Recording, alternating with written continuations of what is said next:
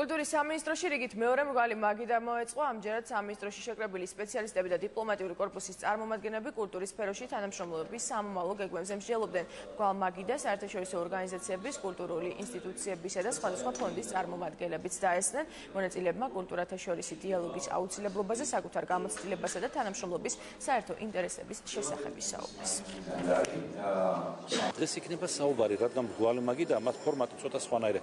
კონფერენცია არ არის. აქ იქნება საუბარი გამოცდილებაზე, თუ როგორ შეიძლება ჩვენ კულტურული ურთიერთობები გავაღრმავოთ 2013 და მომდევნო წლებში, თუ როგორ შეიძლება მეტი გატანა ჩვენი კულტურის. დღევანდელ დღეს კულტურის განვითარების არის მისი შერწყმა დემოკრატიასთან, აი დემოკრატია და კულტურა ერთად.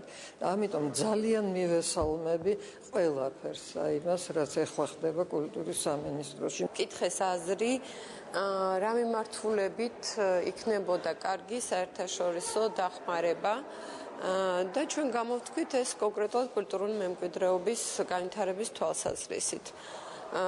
პოლიტიკა, ეს დამუშავება, ინტეგრირებული კონსერვაციის უზრუნველყოფა, კონკრეტულად თბილისის ისტორიულ ნაწილში ქალაქ გეგმარებითი დოკუმენტის სასწრაფო მიღება.